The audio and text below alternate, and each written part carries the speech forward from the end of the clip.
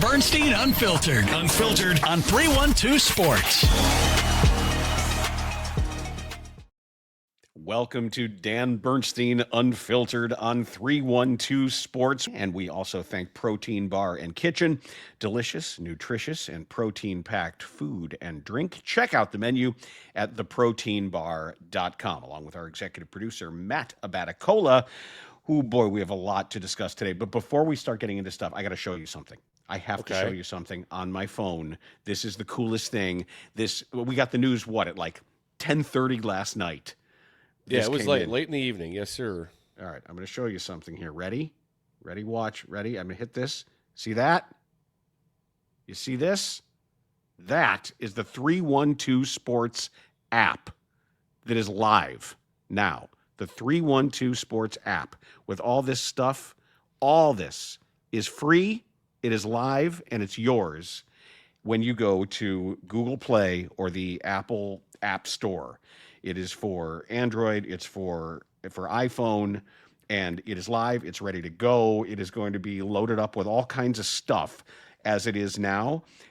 You got to do it's free. So register, get signed up. There's going to be rewards for you. There's going to be opportunities to provide feedback, video, photos, audio for you to listen, and I'm so excited about it. I wish I was able to conversant in everything that it can do, but I'm not. I'm not a tech guy, so I can't tell you everything. But all I know is you're going to want it. I'm still figuring it out, and we are just now diving into all the things that it can do. But everything I say, can it do this? They've already thought of it. So enjoy it, download it, start poking around in there, tell us what you think. But most important thing is to get registered, and then we're going to populate the rewards section with all kinds of things for you, freebies and things and discounts and all that you're going to get just for listening and building up sort of reward points.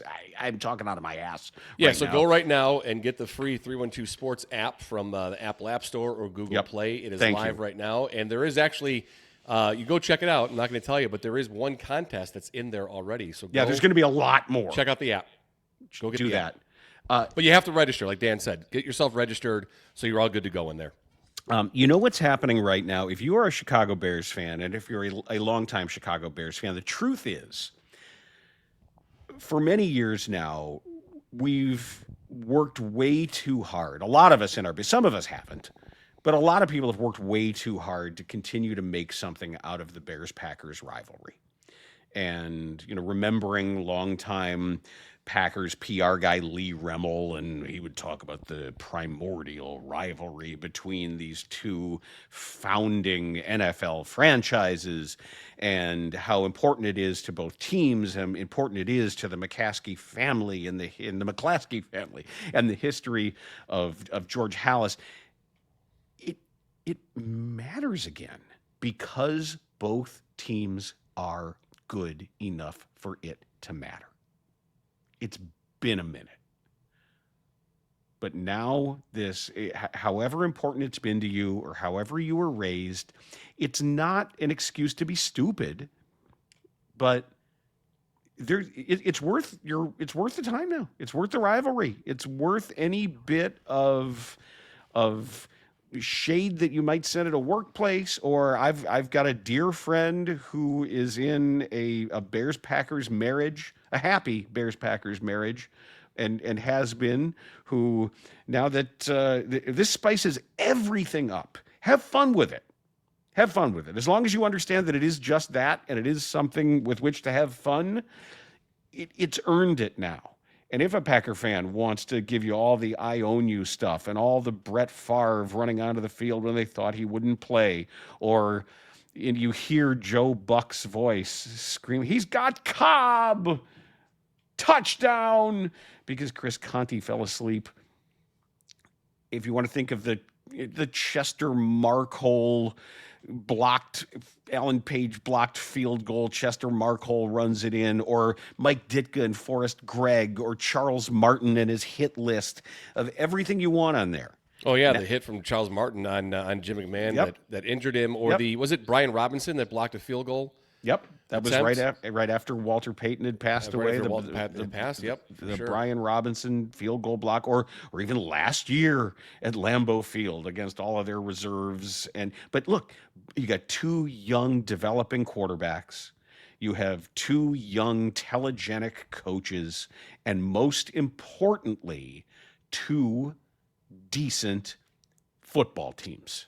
That's when it's fun. That's when it matters. That's when we're not just screwing around trying to make something out of nothing. Right, because it hasn't been much of a rivalry, the last several years for the Bears. And the whole essence of a rivalry is competing for the division. For something. Yeah, for something. And for right now, it's for the division. And this game has divisional impact on Sunday. So it's finally here that the games actually matter more than just a win or loss and bragging rights with friends or people that who are Packers fans, whatever it might be. It actually has divisional impact, and it really hasn't had that for a while. And there's two of them left, too. It isn't that the fact that you've already played 12 and there's still both games remaining. Right, and the NFL said, hey, this second one's going to be so big at Soldier Field that we're going to flex it to Saturday night on December 20th. It's a 7:20 game now. Well, they're both national games. Yeah, so 3:25, but the second game was to be determined. They hadn't put out a day or time on it, yeah. But Sunday's fully national. Sunday's going to do, and if you looked at the numbers that NFL games are doing, did you see what the Thanksgiving games did? The Cowboys-Chiefs did like 57 million or something like that. The most watched non-Super Bowl game. I mean, all games, all day. The Packers and the Lions did a huge number. There's going to be a crazy number this Sunday and for that next Packers game, no matter what. But it's on. There's no question. It is on. And if nothing else, regardless of what happens, regardless of the outcome of the game, we should just celebrate the fact that to the extent that the Bears-Packers rivalry means something to you, you've got it now. That you don't have to hype it up. You don't have to pretend. You don't have to say, well, yeah, gee, I remember when this was this, or I remember when this felt that way. This is a way, if you're trying to raise little Bears haters in your Packers home, or you're trying to raise little Packers haters in your Bears home, first of all, there's something wrong with you, and you should reevaluate your life choices. But if you already have reconciled all that, this is when you do it. This is when you gather everybody in front of the TV. And if you do subscribe to the Danny Parkins theory, the Parkins doctrine, which is less hatred in the real world, in real life, more hatred in sports. He believes that properly using sports as a place to park hatred where it doesn't actually hurt people. Here's your chance. There it is. Go ahead and I think Sunday's game, Dan, is going to turn into what the kids call an instant classic. I hate that term. I know you do. You're doing that just to needle me. I know, but I and by the way, too, with DBU tomorrow, Friday's episode. Yes. The top 10 Packers of all time. I'm struggling already. I have to. There's a lot of liberties that have to be taken with this. So a lot of liberties. It's fine. Is it? Yes, of course it is. Okay. It's your own creation. I know. It's Eagles was there. I had almost too much information to do the top 10 Eagles. So now I've got to work at this. I'm setting aside time. Really wide, broad scope to look at Packers. So top 10 Packers. This is my cardio for later today. This is what I'm setting aside for my 45 minutes to an hour of cardio is going to be concentrating on top 10 Packers. And then we also have Friday Feedback Friday. Yep. On DBU. And then after Bears-Packers, Forward Progress will be live, as always, for reaction and post-game show. Yeah. And the cool thing, once you register in the app and you allow for push notifications, we will be able to say we're on live. We won't have to do it on social media. We won't have to. You will be so clued in right on your phone. We'll be able to tell you, and not just for postgame. Like if in fact something happens in the sports world, we say, hey, jump on. We're going on right now. Your app will tell you. You're going to be probably more up to date with 312 Sports than I am. based on how quickly and with the facility with which you're going to be able to handle this app, maybe better than I, that you're going to find out about stuff before I do at this point. But it's great. So that's going to allow you to do all that.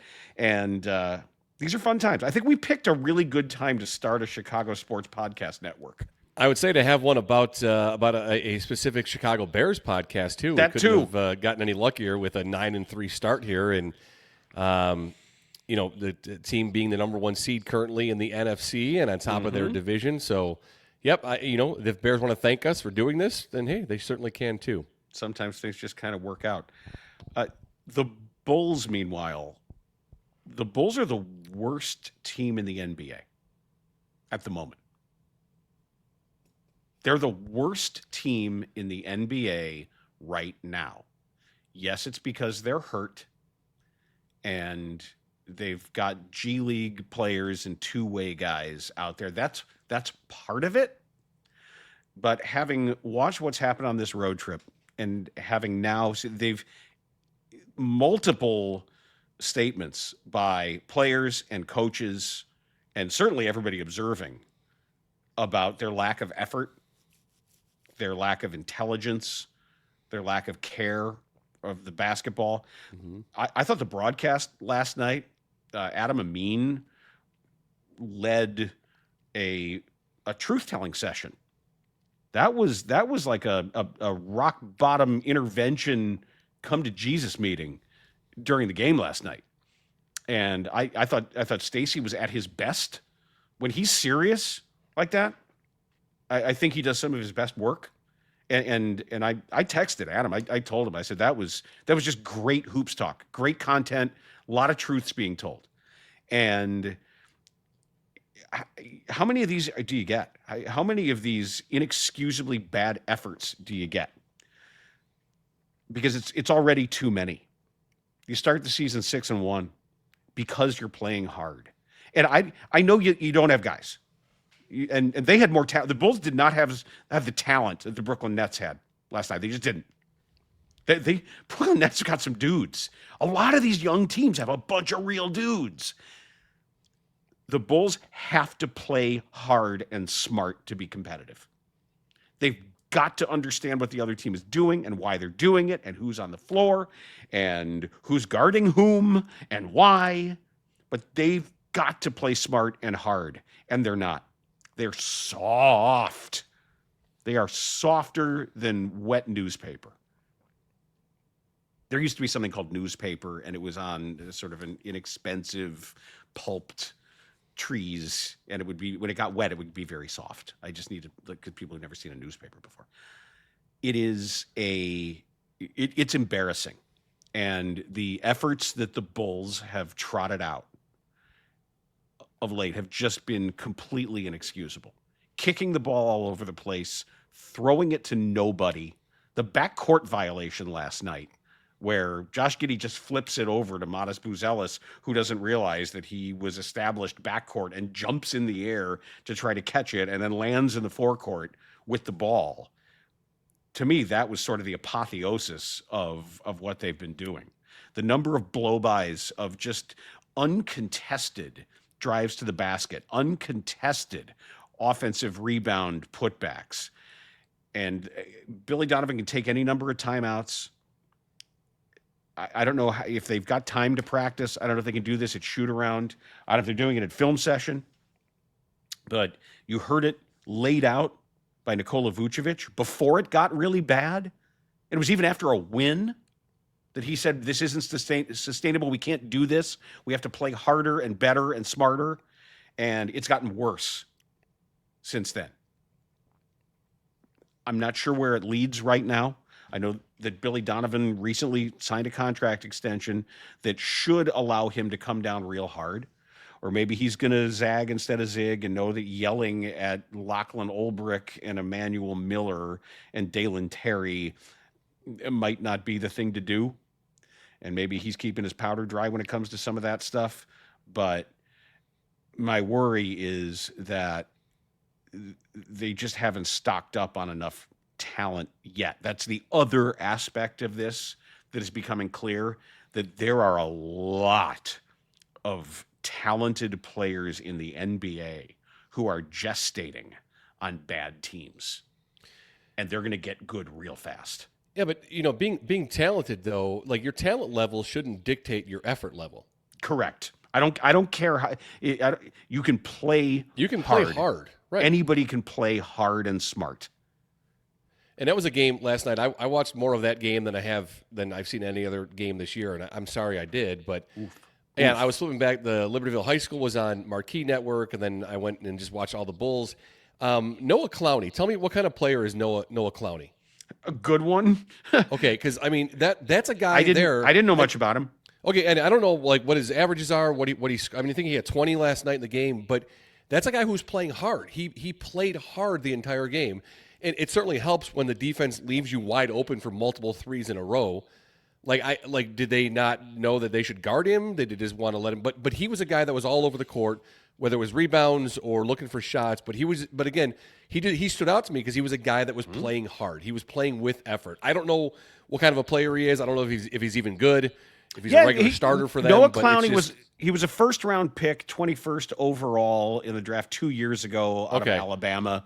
Okay. Just another one of these guys, 6'10", 210, but he's a 35% three-point shooter. He's averaging 13 points and 4 boards per game in 21 games this year. But the league is full of real dudes, of big, strong, fast, tough guys. And you can talk all you want about Modest Buzelis, but he's fine. He's good. But if you think Buzelis is a cornerstone, pillar, tentpole player, I don't know. You run into some of these teams. There's guys you never heard of who are outplaying him. So we should slow our roll on that. I mean, I believe you on Giddey. I think that Giddey, despite being horrendous defensively and despite being an absolute turnover factory, can still stuff a box score. And I still think that he's got star potential, might even be an all-star this year. But, man, you need rim protection and toughness. You need somebody. And Zach Collins is going to help, but he's not the answer. Yeah, Josh Giddey with another triple-double. What is that, 5 triple-doubles? I think he's second or third in the league in triple-doubles. He's third all-time on the Bulls, and very, very soon he's going to be number 1 all-time on the Bulls. Yeah, but I think for the season, though, I think he's up there in the leaders as well, too, with another one last night, 11, and then what did he have, 28 points, 26 points? Yeah, but they need to fix this. They need. There's too many defensive possessions when they lose people completely, and it's not just on the ball. They lose guys off the ball, which almost makes me angrier. They've got to understand the plays that the other team is running. They have to know when the other team is bringing the ball up what they want to do and why they want to do it, and they've got to defend it. And this comes with practice and awareness and attention. And right now, it's all terrible. And I've got it's playing, it's coaching. At the moment, everything is bad. At the moment, the Chicago Bulls are the worst team in the NBA. That can be fixed. That can be changed. They're not locked into that. But after watching that last road trip against some bottom feeders and watching them last night, they can lose right now to absolutely anybody. And at the moment, they seem determined to do so. Yeah, and then that surprising 5-0 start against teams they probably shouldn't have gone 5-0 against. That's not, realistically who they are. I don't think they're as bad as they are what they've shown us with, losing to the Pelicans and then losing last night to the Nets and then just barely beating the Wizards. I think they had 1 or 2 wins going into that game. So they've got to be somewhere in between, which puts them right where we talked about, 8, 9, 10 seed and that play-in thing again. And it's just, if that's what you want to consistently be, well, good luck. I mean, and God bless you because you're there. You're there right now. A couple other NBA notes I have for you here. First of all, Noah Asenge, the Bulls' first-round pick in the most recent draft, is out for the year after he'll undergo shoulder surgery, be out for the year. It sucks that to lose a year of development. It was a redshirt year anyway. He's not ready to play in the NBA. He wasn't ready to play in the NBA. What's too bad is you miss out on the Windy City Bulls time. You miss out on the G League time and just the seasoning. The overall seasoning he would have to work on his body and to work on his game and to be around the team. I hope after surgery he still is and that he can at least get used to living here and professional life. He's a child. Did something happen to him for this shoulder injury? Yeah, apparently it happened in a Windy City Bulls game. Okay. I don't know exactly what or how, but that you might as well take this redshirt year, fix it, have him come back stronger than ever, let his rehab be the launching point to some weight training to put on some good weight for next year. His youth is the best thing he has going for him right now. But it's too bad because he has to be one of those guys that we see on other teams. One of those guys where the opposing fans go, who the hell is that guy? And they look back, they go, oh yeah, he was a first round pick in 2025. Oh, well, okay, yeah.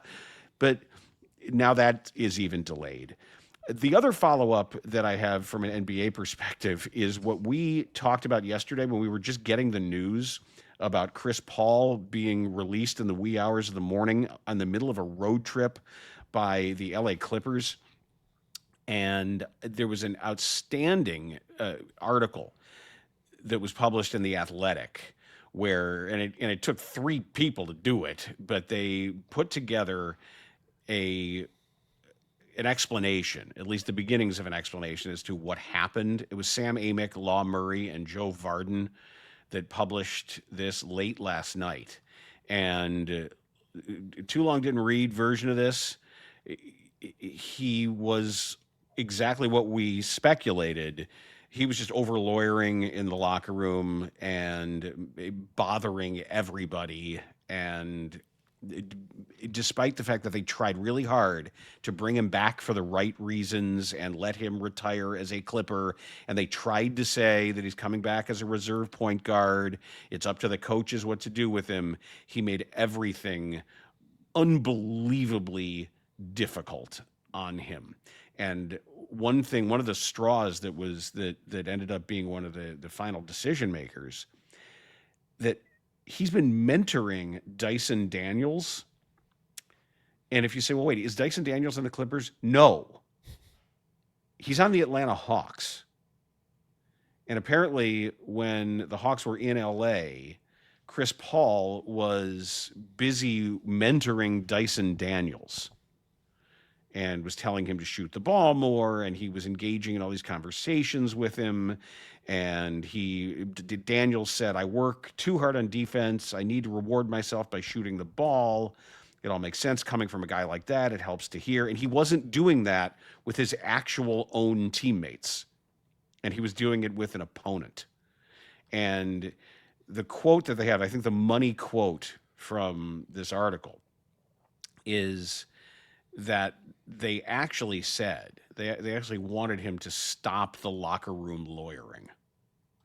They said his constant criticism internally had been the result of the perceived problem, and the coaching and organizational side sources, management sources, have said their goal when they re-signed was to minimize the chance that something like this would occur.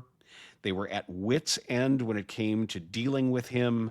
Some teammates took exception to his disparaging tone. League sources say Paul had several meetings with Clippers officials regarding their concerns with his approach. One source said there was a direct request for him to stop with, quote, the locker room lawyering. Said he was openly critical of the team in film sessions. And poor Lawrence Frank finds himself caught in the middle of this, trying to take the blame for their poor start, but also saying, basically, we had to get this guy out of here. So there, we got a little bit of closure in that regard.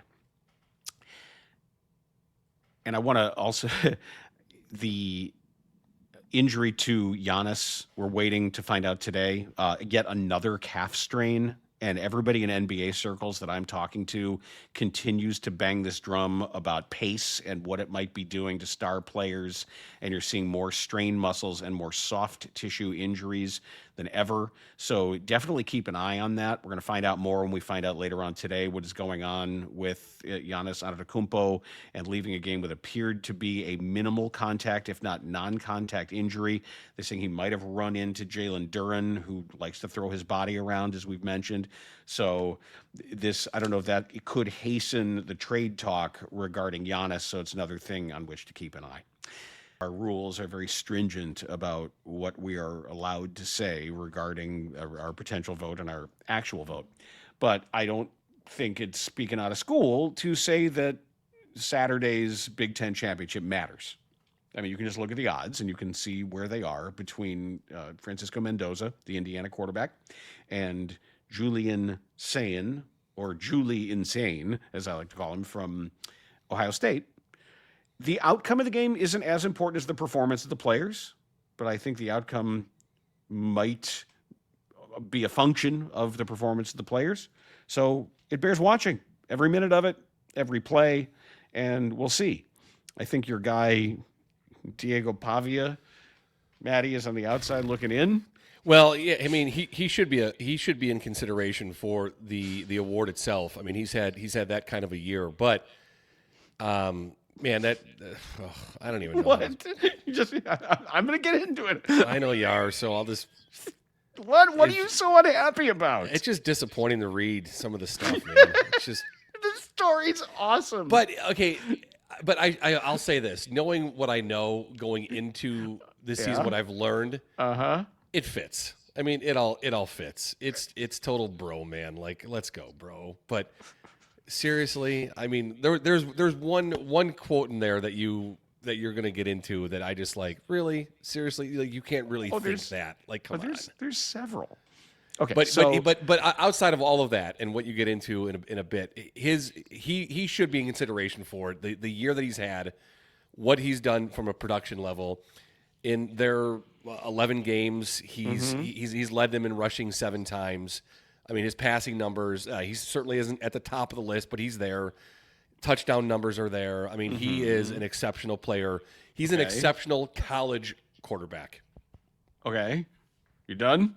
I'm done. Can I get to the fun stuff now? Yeah, now you can get to the fun stuff. Okay, so the defense rests.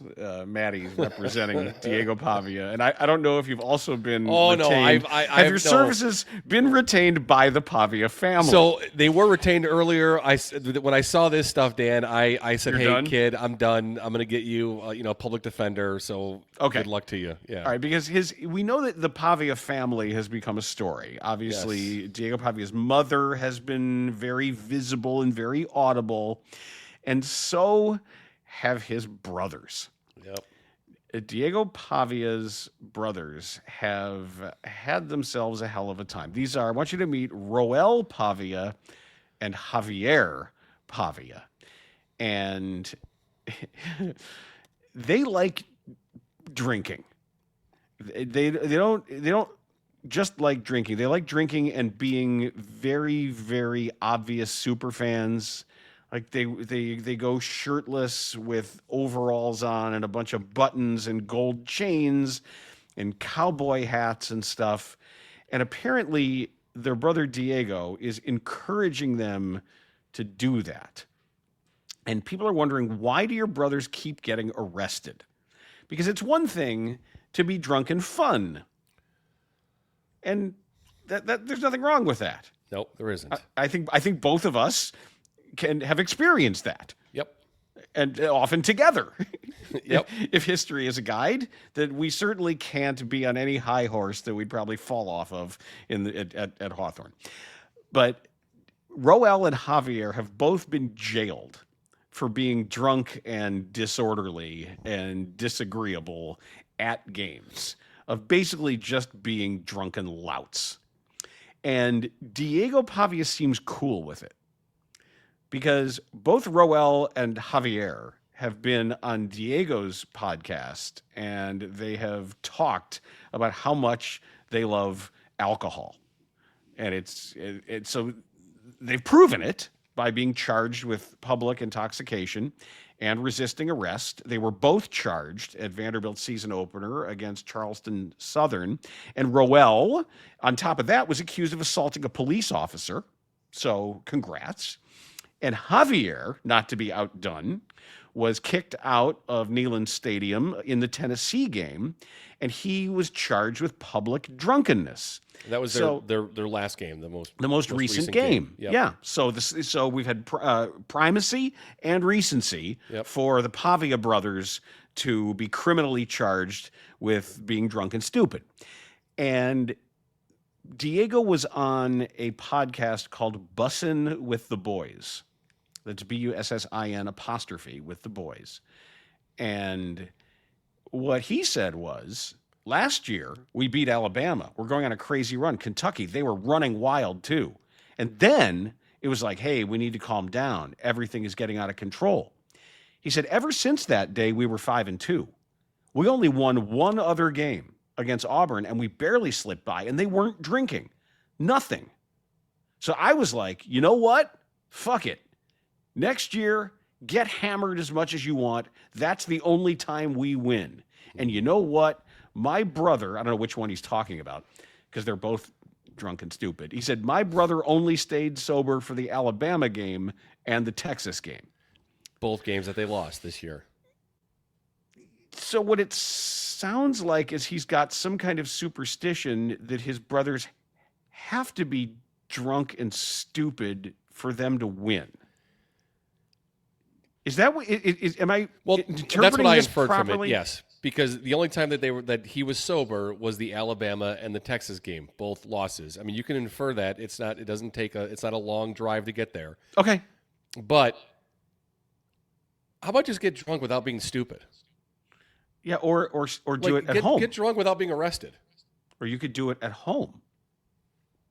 So the other thing that is going to need some explanation, because I've never played the video game Grand Theft Auto. Okay. And I know about it. I know it's super popular and everybody loves it. But this was the other explanation that was given by Diego Pavia. And it has to do with being from Albuquerque, New Mexico. The only time I was in Albuquerque, I think you and I, Maddie, were on the same plane. Remember when we were on a Southwest flight? Yeah, I do remember. Yeah, I do, Dan, because you remember that flight from Chicago to Kansas City to Albuquerque to Tucson? Yes. Multiple layovers to get to fucking Arizona? Yes. Because it was cheaper? Yes. And then you remember on the way back in Albuquerque what happened on the runway? I think it was the way there, wasn't it? I thought it was on the way back. I remember the guy's name was George. He was like 90 years old, and he was in like a mechanic's jumpsuit on the wing on his belly with a screwdriver tightening something. And then he was hammering. Right outside the window of whose seat? Terry's. And then the old guy stands up, and what's his name? George. It said George on his shirt. But that was a Dan Zampillo special because it was cheaper to send us from Chicago through Kansas City through Albuquerque to Tucson because it was cheaper. We weren't supposed to stop at Albuquerque. We had to because of the problem with the wing. No, because we took that whole route back home. That was the plan.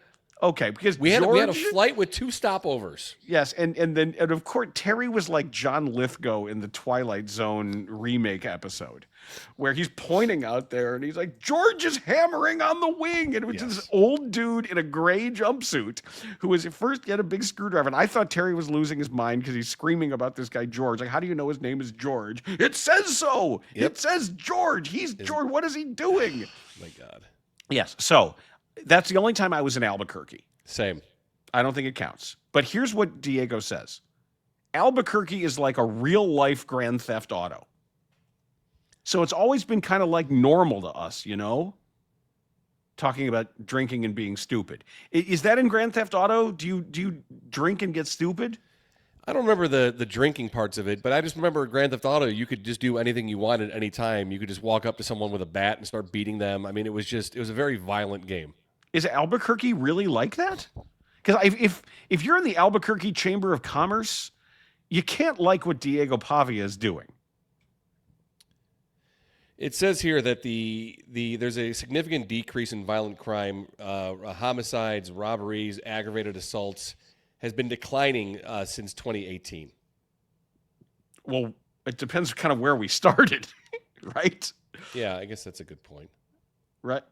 Okay. I'm just making sure. But this But is still, again. I have a hard time believing that any city in the U.S. is going to be similar to what you get to do and experience in Grand Theft Auto video game. But apparently the Pavia family grew up in what they said is real life GTA.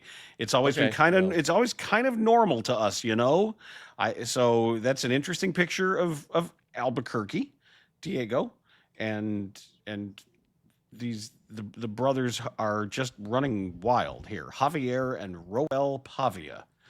So have fun. I guess Javier is 25, Roel is 26, and they grew up very young. They thought they grew up in a video game, and that's why they're acting like this. And it's fine with Diego because they tried to stop, and then when they stopped drinking, they lost. And then the games this year that they weren't drinking, they lost. So I guess assaulting police officers and being publicly drunk and loutish is what they want.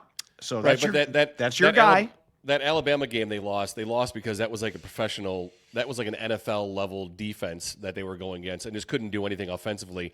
The Texas game, I think he was sacked more in that game than he had been sacked the previous 5 or 6 or 7 games even. I think he was sacked 7 times. And that was a game where they came back in the fourth quarter, put a lot of points on, had an onside kick that went through 2 of their own players' hands before it rolled out of bounds. So they could have recovered that. They would have tied it with a field goal, if not taken a lead with a touchdown late in that game. That's your guy, though. You own the entire Pavia family. Okay. Let's not go that far. Fine. I own Diego them. Pavia. You're in charge of them. You're in charge Fine. of all Pavias. He is my guy this year. I will accept this. Yep. They're on my team. Fine. They're on your team. You're in Until charge. the season's over. You have to have Roel and Javier. If you have they come with him. It's like taking Billy Carter with you. So. Well, like 5 years ago, I probably could have showed them a good time. Now maybe I can help them get sober. So Team Lodge. Oh my God, yeah. Oh, they would have been prime Team Lodge members. Although no one in Team Lodge assaulted a police officer. No, as far as we know. No, we never got arrested. Being out, but we could have added them to the roster, and they could have done that for us. Oh That's yeah, fine. they could have been like your special strike force at some point. Like if you needed to call in the Pavias, or we just wanted someone to get arrested. We just call them up for the night. Yeah, just for cred. Yeah. Team Lodge. Team Lodge. You've heard us. Team Lodge Albuquerque. You've heard us talk chapters. a lot about Protein Bar and Kitchen, and there is something big right now at Protein Bar and Kitchen called the brand new Power Players menu. So what the Power Players menu is your favorite PBK classics, but they're packing them with even more protein. Right now, because you're listening to DBU, you get 50% off when you order through the PBK app or any of the digital kiosks in their multiple Chicagoland locations. And I know there's one near you, especially if you work downtown. There's one almost like on every corner, it seems. And it's perfect for breakfast, for lunch, for dinner, for pre-workout, post-workout, or just that snack. Or instead of running and getting the equivalent of like a coffee milkshake, you can get something that keeps you full, that gets you going, and is good for you. Their Power Mexicali, 50 grams of protein. The Power Cobb Salad, 70 grams. Power Black Bean Bowl, 56 grams. Their Power Buffalo Bowl, 50 grams. Power Spinach and Pesto, 53 grams. And there is a better for you protein-packed take on an eggnog shake, and that's the California Almond Milk Holiday Nog, apples, maple syrup, vanilla whey protein, nutmeg, and cinnamon. $8.99. That's 15 grams of protein, just 40 grams net carbs in 240 calories. So definitely. That sounds awesome. You should definitely grab that. And as a DBU listener, 50% off your next Protein Bar and Kitchen visit, up to $25 off. One use per person when ordering the app or at a digital kiosk. Not valid on delivery or catering orders. Not available at the airport locations. Definitely go to Protein Bar and Kitchen and definitely download their app. Protein Bar and Kitchen are good friends. All day power. Yeah, I know you didn't ask, and I can talk about it because I don't have a vote. But my vote for the Heisman would be the kid from Ohio State. Really? Why? Yeah, I just think the consistency with which he has played all year long in leading his team to an undefeated season, as well as now, there have been opportunities where Mendoza's had like bigger games or like bigger moments, but that's because the team was maybe trailing or in a situation where he had to. Yep. And Julie's Insane has never had to do that. I mean, it's just been consistency throughout the entire season. And I mean, I would just like for that reason alone, I would say he would get my vote if I were to have one. But I wouldn't be saying it out loud though if I did. No, but duly noted. I'm interested in all perspectives at this point before I cast my annual ballot. Can I read you a headline that gave me nothing but warm fuzzies of total joy? You certainly can, and I'm going to say it's either about fishing, food, or Penn State. This is from CBSSports.com, and this crossed yesterday. Okay. And the headline is this. Penn State's botched coaching search turns signing day into unprecedented disaster. Nailed it. The cut line is, the Nittany Lions have lost over 20 commitments since James Franklin's firing and plummeted to number 150 in the 2026 class rankings. Wow. What were they? Were they like a top 10 or? I don't know. Oh, but boy. in a picture of one of their players holding up an 8.5 by 11 little mini poster that says "Hire Terry Smith." That was the guy who's famously a Joe bot. Yeah, he had the button. Yeah, the rise. It's already you can't kill the Joe bots. You can't kill the people that love child rape, and they love celebrating the facilitation of child rape. So if they want to embrace this, if they end up hiring this idiot and they want to say, we are Penn State, and we so love the institutional facilitation of child rape that we are going to hang our hat on that and keep going. Give us all the buttons, lean in.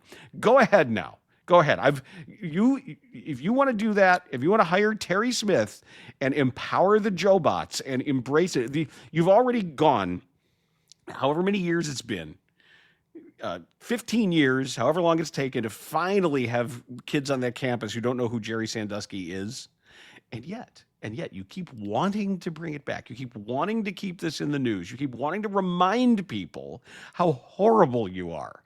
If you want to keep celebrating the institutional facilitation of child rape, by all means, stay on this track. So here's what it says in the article. When Penn State made the bold move to fire longtime coach James Franklin on October 12th, the assumption was clear. Act early, land a marquee replacement, and steady the 2026 recruiting class as the starting point for the future. Instead, 6 weeks later, the class has completely come apart. Oops. As the early signing period opened Wednesday, Penn State was down to 4 commitments. Then they lost 4-star safety Matt Sieg to West Virginia, 4-star linebacker Terry Wiggins to Virginia Tech before lunchtime. And that's where Franklin is now. Yeah. It later signed 4-star edge rusher Jackson Ford and added 3-star quarterback Peyton Falzone, who had decommitted in June, only to lose 3-star cornerback Amori Polydor to Virginia Tech as well. After all the shuffling, the net result is just 2 signees. With no permanent coach in place and the office empty on the most important day of the year for any program chasing national titles, the class is effectively gone and the damage is staggering. Wow. Other coaches are looking around going, what's going on over there? Said recruiting analyst Brian Doan. Since Franklin's dismissal, 24 commitments have backed out of the 2026 class, gutting a group that once sat inside the national top 20 that is now plummeted to number 150. 11 decommits have flipped to Virginia Tech. And then they got top 20 down to 150. Yep, they have the list of all of these people. So the October plan was supposed to create clarity. Instead, it created a void. Top coaching targets signed extensions to say stay put, and while Penn State kept looking, recruits made their own decisions. And they are wondering if, in fact, they are going to have Terry Smith, their interim coach, locked into the full-time position. Inside the building, there's real backing, reports CBS Sports, for interim coach Terry Smith, who guided the Nittany Lions to 3 straight wins to reach bowl eligibility. Their support is meaningful. In a moment where recruits are fleeing, the locker room is the only source of stability. Was Franklin fired after the Northwestern game? Yes. Do you think this was an overreaction? No, I just think you didn't have a plan. Or no. I mean, like firing him was that an overreaction, No. or is there more to it than just what happened in the first half of the season? He couldn't win a big game. Okay. He couldn't win a big game. They knew he could talk. They knew he could recruit. He just couldn't win a big game. But now, if you end up locking in this guy with his 409 button and embracing Joe Paterno and embracing everything that they were for all the wrong reasons, go ahead. Have fun. Because it's going to, first of all, it's going to give me a punching bag that I just love to wail on. So I would look forward to it for them to say, like, yeah, what's a good policy for us as a board of trustees, as a university, should we be proud of using our football program to create a fake charity that was a victim farm for our longtime assistant coach? Yes, let's be proud of that. And let's flaunt that, and let's wear buttons that remind people of that. And let's take, remember the guy whose statue we took down, who resigned in shame, saying he wished he could have done more and he should have done more, and then he died. Let's rekindle all that. Let's bring that to the forefront, so the rest of the world knows that this university and this football program and all that it represents is proud of the football program's role over decades in making sure Jerry Sandusky could rape as many children as possible.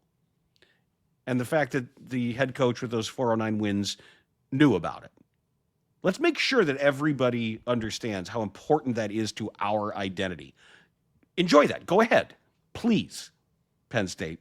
If after all this time, hire Terry Smith is where you are now, that he represents what Penn State football is all about and what Penn State fandom is all about. Hooray for child rape. Have fun. Please do. Because this is, I'm going to enjoy watching and following closely to see some of these decisions that get made. So enjoy. We've got big local news too. And we can't hide from the issues that we have locally too. It's one thing to cast stones towards central Pennsylvania. But as you know, for a long time, out here in the southwest suburbs of Chicago, and specifically, straight west out the I-88 corridor out there by that Naperville Topgolf. Topgolf's been a problem, and I have to say that there's progress. And the progress is noted here in the Tribune. I saw this yesterday. A convicted felon who allegedly left a loaded handgun in his car while at a Naperville bowling alley was arrested on felony charges by Naperville police. Asante Glover, 35, of Chicago, will remain in the DuPage County Jail while awaiting trial on 1 count each of unlawful possession of a firearm by a repeat felony offender and unlawful possession of a weapon by a felon with a prior conviction. Naperville police doing a routine check of the parking lot at the Lucky Strike Naperville at 1515 Aurora Avenue saw a silver gun protruding from beneath the driver's seat of a Mercedes SUV. When the driver, identified as Glover, returned at about 11:35 p.m., the officers stopped him, made him get out of the SUV, and recovered a loaded Glock 45 caliber handgun with a bullet in the chamber and a fully loaded magazine. His next court appearance is scheduled for December 18th. So what this tells me is we are making some progress in that word is out on the street. The Topgolf, too hot. It's just too hot. Too much police presence at the Topgolf. If you're going to be out there with your gun in your car in plain sight, maybe it's finally starting to sink in that word is getting back that they're coming for you at the Topgolf. So if you do want to have your car with the gun in plain sight, maybe they're moving on to the bowling alley. where that's where it's supposed to be done. Damn it! It seems more fitting though at a bowling alley than a golf range. Yeah, but it's kind of the same thing though. The Lucky Strike model it's all about using whatever the simple sport is to sell food and drink. That's where the profit margin isn't really in the sport itself is fungible. It's really about the experience and the drinking and the jumping and all of that. But I would just say, keep an eye on it. I don't know what might be next. I don't know if it's going to be pool or darts or what it could possibly be. Because I think the Pavia gang, I think I don't know. I picture them as like to it. I picture them as like they're a bowling alley crowd. I would beat me to it. Oh, did I? Sorry. I think they've got a paid appearance there. I think the Pavias, the flying Pavia brothers, yeah, the should Pavia be headed gang. out there. Because it's like the like Caddyshack. We got a pool and a pond. I think a pond would be good for you. It's like there's a golf range and a bowling alley. I think a bowling alley would be good for you guys. For you, Yeah. Roel and Javier. Have at it. Do like I don't know, whatever the most popular shot is now for the kids. They could do an appearance there for that shot brand. Yeah, what are they doing? What are the kids drinking these days? I know when I was down at Tulane, there was something called a boot bomb, but that is endemic and native only to the Tulane student bar. I always see, like my Sunset has a huge display for Fireball. I thought you were going to say my son. I'm like, what? No, what? my Sunset I go to, they have a huge display at the front of the store for Fireball. I don't know if that's still a big thing with the kids. Now there's like a sour apple Fireball. Oh, really? I think, or some Is kind it of spicy? hot Like spicy a spicy apple. Yeah, it was a holiday version of things. Okay. Something like that. Now, speaking of which, I've had to make sure that I was going to do this, but I am. You know how we talk a lot about my personal hobby. It's a hobby of finding adoptive homes. Oh, yeah. For discounted groceries. Whether it's discount meat, like spoiled meats, or it's not spoiled. It's just great. And the baked goods at Mariano's. Right, you rescue desserts. I always rescue desserts and other things. Sometimes it might be one of those olive focaccias that's just a little stale. I might grab that. I made a terrible mistake. I finally have reached. Is this the first time? Yeah, because even when I got what did we call it, the one that looked like roadkill, that there was the sweet roll, death cake or something, or what did Zoe call it? Murder cake. Murder cake. Yeah. Yes, murder cake. That tasted great. Okay. This did not. Did this look worse? Look equally like? All right. Was it equal in appearance? Was it worse? Oh, you have it. Oh, I have it. Now, so it definitely was not good. You didn't finish it. Well, no, I finished part of it. Give me a little latitude here, please, Your Honor. First of all, what I saw was there was a pack of chocolate that had $4.90. Okay. Okay. This is usually what, $12 at least, yeah, for a 30-piece. It's a 30-piece of Halloween candy. Okay. Okay, so it's Halloween candy that you got on discount. Yeah. Okay. Now, and I looked and I glanced at this, and you see. I think there'd be Reese's in there, and there's the Reese's Pumpkin and the Reese's Bat. Okay. Now, as you know, I think the best Reese's peanut butter cups are the seasonal items because of the ratio of chocolate to peanut butter. If it's not an actual peanut butter cup for whatever reason, the Christmas tree, the pumpkins, there's more. The Easter bunny. I don't know what it is. Maybe it's a placebo effect. I like it better. There is a Hershey's Fangs. Okay, what is that? It's white chocolate cookies and cream with chunks of like Oreo stuff in it. Uh-oh. Okay. There's the Reese's Pumpkin. And it's good. Okay. Okay. There are also 2 affronts to human existence in here. They're that bad? Yes. I got to make sure I get both of them here. And I want to say this first, that I love chocolate. I love these products that are all made currently by the Hershey Company. and I'm a huge fan of Kit Kats. I love Kit Kats. Yeah, I like Kit Kats too. I'm going to present 2 of these to you. These are flavors. Okay. This is the Kit Kat Witch's Brew flavor. Okay. Okay. It is crisp wafers in marshmallow flavored cream, CREME. Okay. These are green. These are is it green? Bright green. This is the Breaking Bones Kit Kat. You see that? Okay. Yep. This is described as crisp wafers in vanilla flavored cream, CREME. So it's a white. I'm imagining it's white. Yeah. Okay. Don't eat these. They're that bad. Don't eat these. Come on, seriously? This Witch's Brew, don't eat it.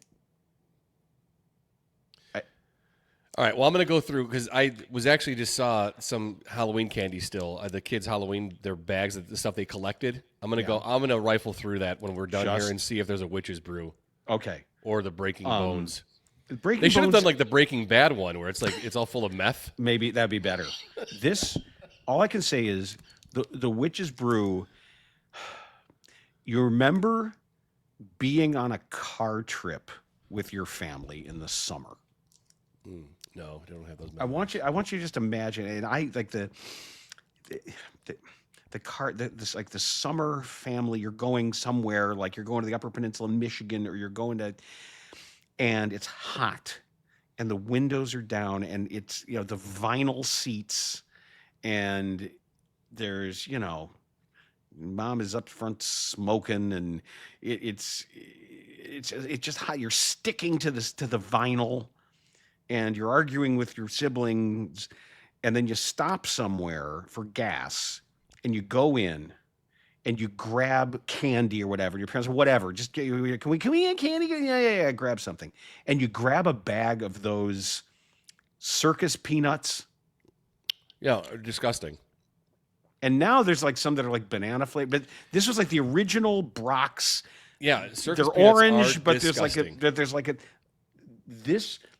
If you took a Kit Kat and instead of chocolate, you covered it in a distillation, like a chemical ester distillation of not the first bite of that circus peanut that you picked up at that seedy convenience store. I'm talking about the last bite. You get back in the car on a 90-degree day with the windows open and you're stuck to the vinyl seat and you take a bite and you've had too many of them and you realize you've had too many of them. Yeah.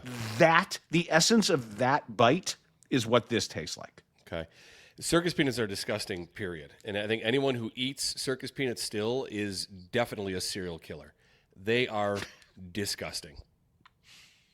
And I can say that, too, about my son-in-law who loves circus peanuts. And I'm pretty sure he's killed people before because they're gross. I just because you know what, we've done candy reviews, and all I can tell you is I will be as honest as I can as the day is long when it comes to how I feel about these candies. Well, and now a lot of this, to find one. I'm determined to find one in their bag of candy upstairs. And let me say this too about this is sort of like our Bears criticism. I criticize Kit Kat intensely because I love Kit Kat. Because you love Kit Kat, right? I love regular Kit Kat. I do too. They're outstanding. And this was disappointing. You don't need this. No one needs this. No one needs it. Just a regular Kit Kat is fine. This one, not great, but this you have to find all of these, round them up, and bury them. Okay. Or set them on fire. Oh, no, don't set them on fire because I think the cloud would kill people. Have you, there was an email that came through about Nutrageous. Have you had a Nutrageous? I have not yet. I've had the Take 5. I have not. I'm going to go find the Nutrageous. I'm going to go get a Nutrageous here this next time I'm at the store because it was caramel and peanut butter and roasted nuts all covered in chocolate. It sounds really good. Yeah. Okay, I'm in. I'm down. Definitely give that a shot. Like a good roasted nut. That is Dan Bernstein Unfiltered.